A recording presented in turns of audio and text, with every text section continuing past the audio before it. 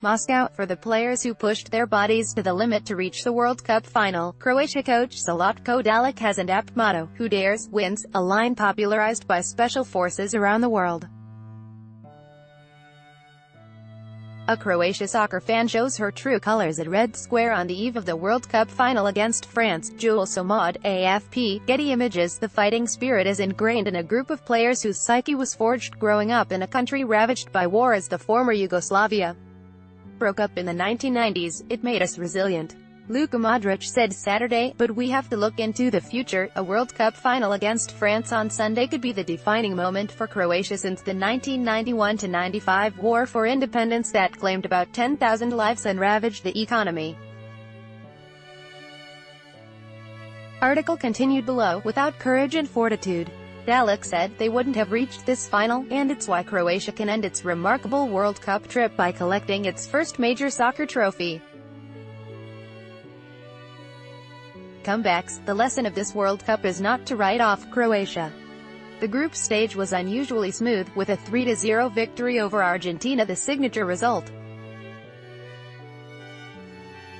Then it became harder. In all three knockout games so far, Croatia fell behind but came through. It's hard to suppress Mario Mandzukic, who forced the game against Denmark in the round of 16 to a penalty shootout. Host Russia was defeated in another shootout. It looked even tougher against England in the semi-finals when a fifth-minute goal was conceded. But what bodes well for the final is that Croatia was more composed on the ball and created more chances as the game against England went on. It was little wonder Mandzukic produced an extra time winner. Energy. Don't tell Croatia's players they are too tired for Sunday's game. They'll just use it as inspiration.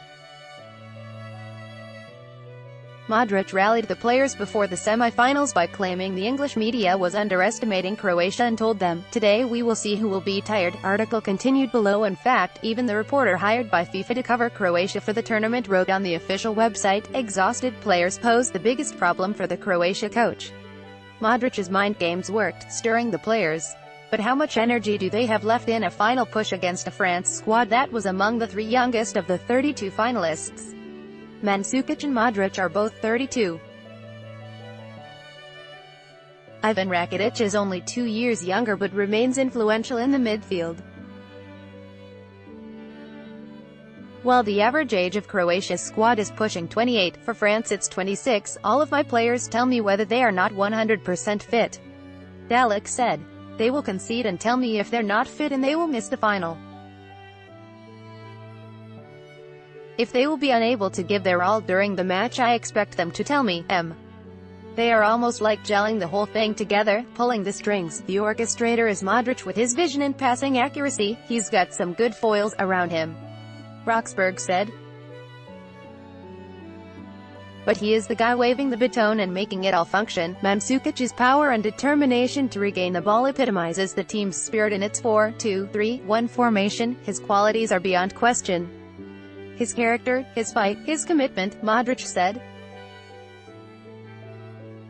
"When you see him run himself into the ground, he really perks up his teammates." Physicality. If Dejan Lovren continues to use a physical approach to block the path of opponents, he could pay the price against France.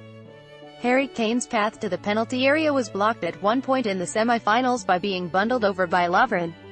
The 30-year-old defender has to remember the video assistant referees will be watching if he tries any rough treatment to impede 19-year-old France forward Kylian Mbappé.